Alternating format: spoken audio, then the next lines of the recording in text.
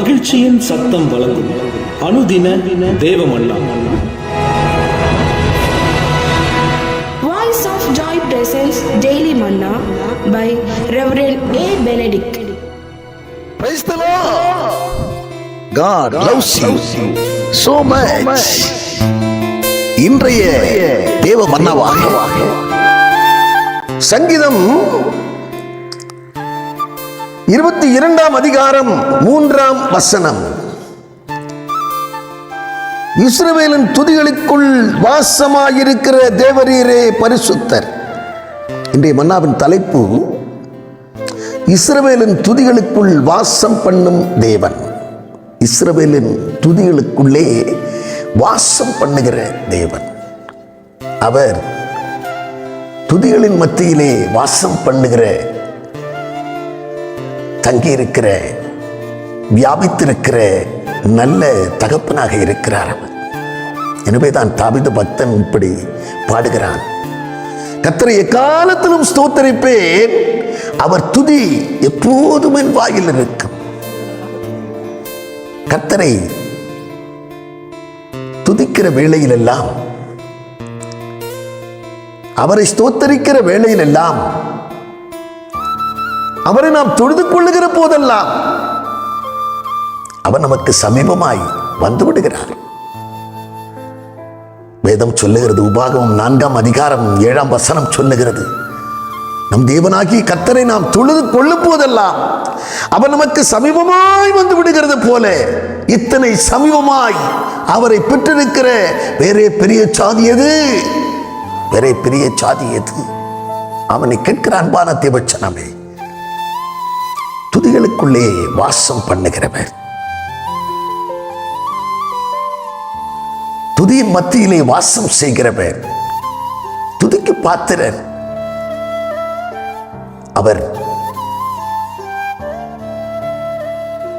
நாம் இப்பொழுதெல்லாம் துதி பலிகளை, ஸ்தோத்திர பலிகளை செலுத்துகிறோமோ அப்பொழுதெல்லாம் அவர் நம் மத்தியிலே வந்து விடுகிறார்.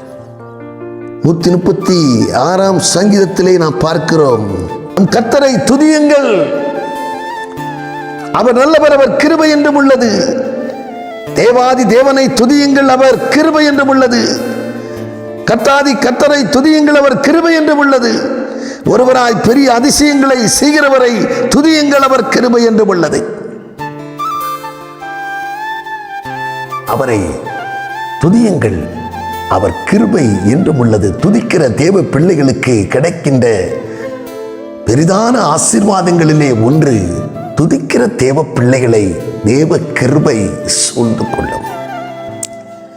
அதிகாலையில் எழுந்து தேவனை துதிக்கிற தேவ பிள்ளைகளுக்கு வேதம் சொல்லுகிறது, காலை தோறும் அவருடைய கிருபை புதிதாக இருக்கிறது.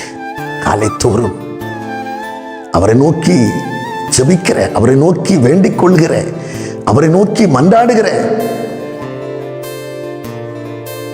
யாவர் மேலும் அவர் கிருபை சூழ்ந்து கொள்கிறது. பிரியமானவர்களே, அவருடைய கிருபை உங்களை சூழ்ந்து கொள்ள வேண்டுமானால்,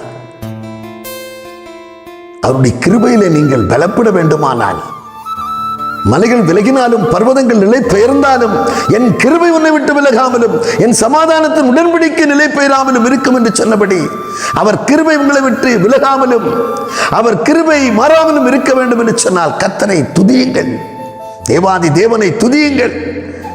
அவர் துதிகளின் மத்தியிலே வாசம் பண்ணுகிறவர். அவரை தொழுது கொள்ளுகிற போதெல்லாம் அவர் நம்மிடத்திலே கடந்து வந்து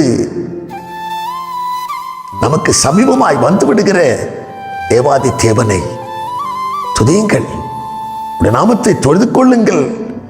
அவருடைய கிருபை நிச்சயம் உங்களை சூழ்ந்து கொள்ளும். அவர் கிருபை உங்களை பின்தொடரும். அவர் கிருபையிலே நீங்கள் நாளுக்கு நாள் பலப்படுவீர்கள் என்கிறதிலே கொஞ்சமும் சந்தேகமில்லை.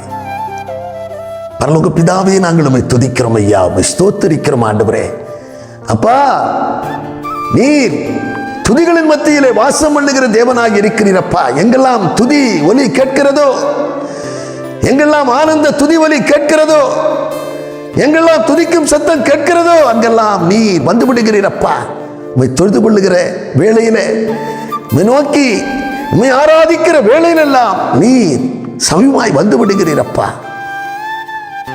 நீர் எங்கள் மத்தியிலும் நீர் கடந்து வருவீராக. உடைய கிருபையினால் எங்களை நிரப்புவீராக. உடைய கிருபை நாளுக்கு நாள் எங்களை சூழ்ந்து கொள்ளட்டும். உடைய கிருபையில் நாங்கள் இன்னும் பலன் கொண்டு நாங்கள் வளரும்படி எங்களுக்கு நீர் உதவி செய்யும்படியா செபிக்கிறோம். பெரிய காரியங்களை காணப்படும் இயேசு கிறிஸ்து மூலம் செபிக்கிறோம் நல்ல பிதாவே, ஆமென்.